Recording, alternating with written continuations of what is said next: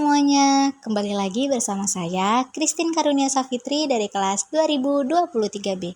Di video sebelumnya, kita sudah membahas apa itu teori ekologi. Nah, sekarang kita akan membahas teori feminisme. Jadi, apa sih teori feminisme itu? Kita bahas sama-sama ya.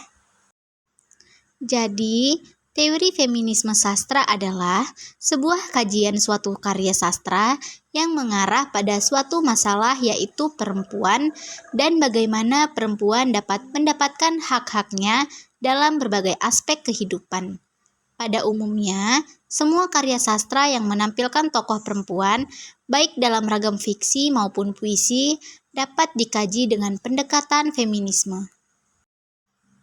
Adapun inti pokok dari gerakan feminisme adalah kesempatan yang sama antara perempuan dengan laki-laki dalam pengembangan diri.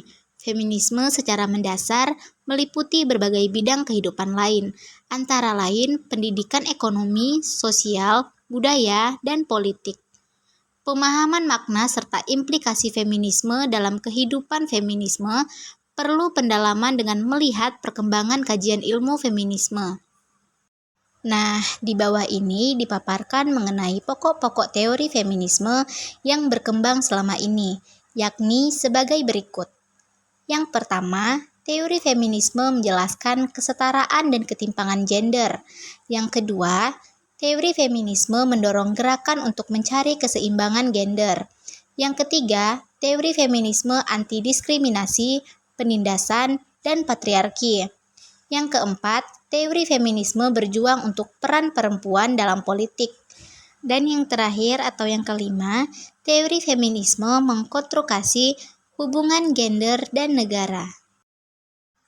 Nah, setelah kita mengetahui apa itu teori feminisme, sekarang kita akan menganalisis sebuah karya sastra berupa puisi karya Bapak Sapardi Djoko Damono dengan judul Dongeng Marsina menggunakan pendekatan teori feminisme.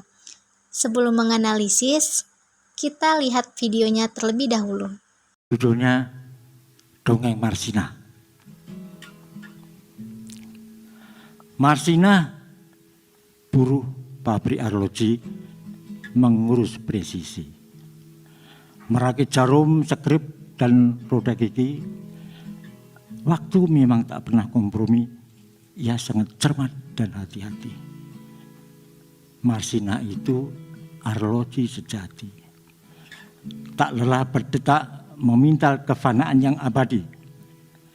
Kami ini tak banyak kehendak, sekedar hidup layak, sebutir nasi. Marsina kita tahu tidak bersenjata. Ia hanya suka merebus kata sampai mendidih lalu meluap kemana-mana. Ia suka berpikir, kata siapa, itu sangat berbahaya.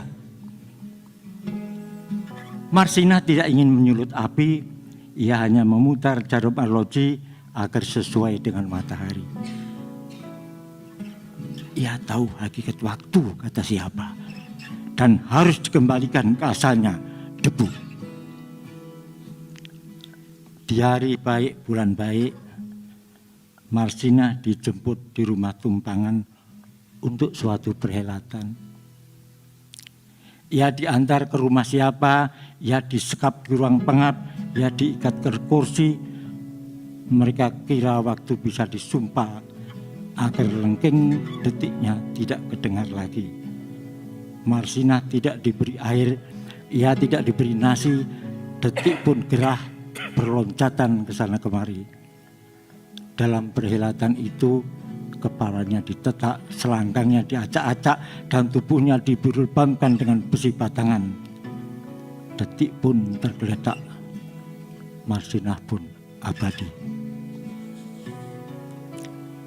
Di hari baik, bulan baik, tangis tak pantas. Angin dan debu jalan, klakson dan asap knalpot mengirimkan jenazahnya ke Nganjuk. Semak-semak yang tak terurus dan tak pernah ambil peduli merekam waktu bersaksi.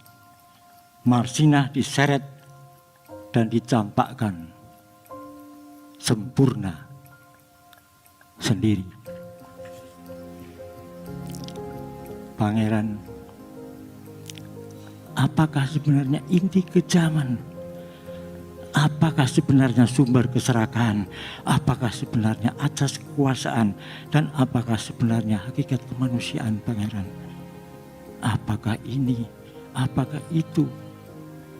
Duh Gusti, apakah pula makna pertanyaan? Saya ini Marsina, buruh pabrik arloji. Ini surga bukan? Jangan saya diusir dari surga, dikembalikan ke dunia lagi. Jangan saya dikirim ke neraka itu lagi. Malaikat tak suka banyak berkata, ya sudah paham maksudnya. Sengsara betul hidup di sana, jika suka berpikir, jika suka memasak kata. Apa sebaiknya kita ini menggelinding saja bagai bola sodok, bagai roda pedati. Malaikat tak suka banyak berkata, ya biarkan gerbang terbuka. Saya ini Marsina. Saya tak mengenal wanita berotot yang mengepalkan tangan yang tampangnya garang di poster-poster itu. Saya tidak pernah jadi perhatian dalam upacara dan tidak tahu harga sebuah rencana. Malaikat tak suka banyak berkata, tapi lihat, ia seperti terluka. Marsina itu arloji sejati, melingkar di pergelangan tangan kita ini. Dirapanya denyut nadi kita dan diingatkannya agar belajar memahami hakikat presisi. Kita tatap wajahnya setiap pergi dan pulang kerja. Kita rasakan cak detiknya dalam setiap getaran kata.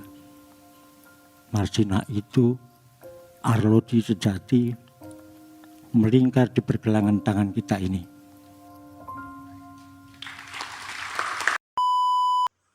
Dalam puisi Dongeng Marsina, menggambarkan seorang perempuan yang gigih bekerja sebagai buruh pabrik arloji, yang karena aksinya menuntut keadilan, ia diculik dan disiksa, kemudian dibunuh. Berikut kajian feminisme dalam puisi Dongeng Marsina. Yang pertama, citra perempuan dari segi psikis dan kejiwaan. Marsina sebagai seorang perempuan mempunyai tugas ganda, yaitu mengurusi urusan domestik dan mempunyai peran publik. Hal ini dapat diartikan bahwa citra perempuan di sini seharusnya tidak dipandang sebelah mata dan tidak disepelekan, karena wanita adalah seorang yang memiliki jiwa kuat dalam mengatur kehidupan sebagai ibu rumah tangga dan tulang punggung keluarga untuk memenuhi kebutuhan sehari-hari. Yang kedua yakni citra perempuan dari segi kehidupan sosial di masyarakat. Sapardi Djoko Damono menggambarkan Marsina dalam puisinya sebagai sosok perempuan yang cerdas dan pintar dalam berbicara untuk menyuarakan setiap aspirasinya. Namun, pada kenyataannya, sikap Marsina tersebut memberikan ketidaknyamanan bagi sebagian orang. Lalu yang ketiga yaitu citra perempuan dari segi perilaku. Dalam puisi Dongeng Marsina karya Sapardi Djoko ini menceritakan tentang Marsina yang diculik, disiksa, dibunuh, dan tidak dijelaskan siapa dalam pembunuhan tersebut. Sebagai perempuan, kasus Marsina ini seharusnya dapat dituntaskan tanpa memandang keadaan ekonomi ataupun gender, sehingga perempuan memiliki hak yang sama dengan laki-laki dalam menegakkan keadilan.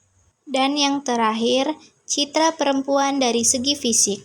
Gambaran tentang keadaan perempuan yang menjadi korban kekerasan serta menerima perlakuan yang tidak manusiawi.